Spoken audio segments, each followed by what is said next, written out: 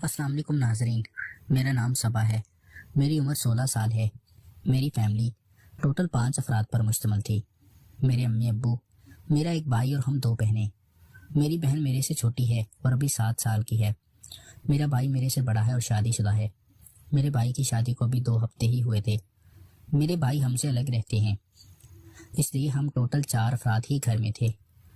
میرے ابو بہت ہینڈسم تھے اور ابھی بھی جوان نظر آتے تھے۔ میرے ابو کی عمر 40 سال تھی، لیکن میری امی کی عمر 50 سال کے نزدیک ہو چکی تھی۔ میری امی ابو سے 10 سال بڑی تھی، اس لیے ابو اب باہر کی عورتوں کے ساتھ ایسا کام کرنے لگے تھے۔ ابو نے پوری برادری میں ہمیں بدنام کر دیا تھا۔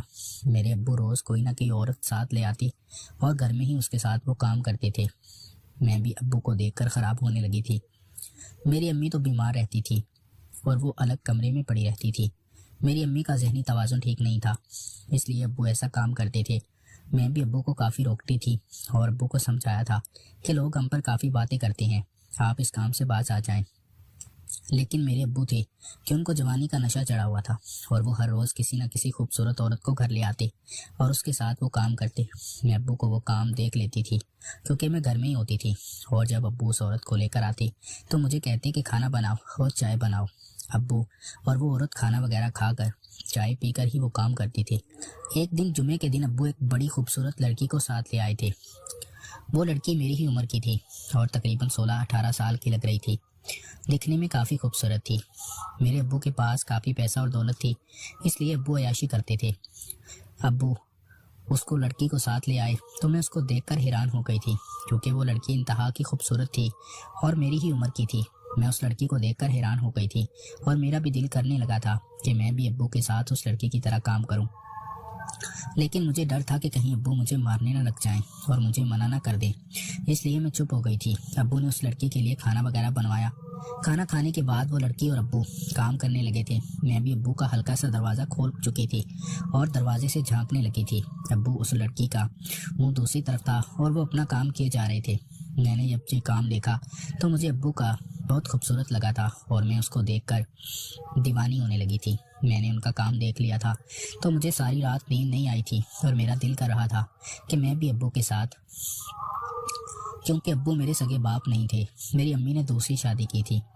میں امی کی پہلی شادی میں سے تھی اور میرے ابو سوتیلے تھے، اس لیے مجھے شوق ہوا تھا کہ میں اپنے سوتیلے ابو کے ساتھ ہی یہ کام کر لیتی ہوں۔ دوسرے دن ابو بھی کوئی لڑکی ساتھ نہیں لائے تھے اور اکیلے ہی گھر آ گئے تھے۔ میرا بھائی تو کام پر ہوتا تھا اور وہ گھر میں نہیں آتا، اس لیے میں ابو امی تینوں ہی گھر میں ہوتے تھے۔ امی تو الگ کمرے میں پڑی رہتی اور اسے کوئی ہوش نہیں تھا، اس لیے میں نے ابو سے وہ کام کرنے کا پروگرام بنا لیا تھا اور میرا دل تھا کہ میں ابو سے راحت لے لوں گی۔ میں نے ابو کو کہا کہ ابو میں نے آپ کا کل والا کھیل دیکھ لیا تھا اور وہ دیکھنے کے بعد مجھے کافی خوشی ملی ہے اور میرا بھی دل ہے کہ میں بھی آپ کے ساتھ کروں، تاکہ آپ باہر کی لڑکیوں کو ساتھ نہ لائیں اور ہماری عزت نیلام نہ ہو۔ ابو میری بات مان گئے تھے اور کہنے لگے تھے بالکل، تم کون سا میری سگی بیٹی ہو، اس لیے میں تمہارے ساتھ۔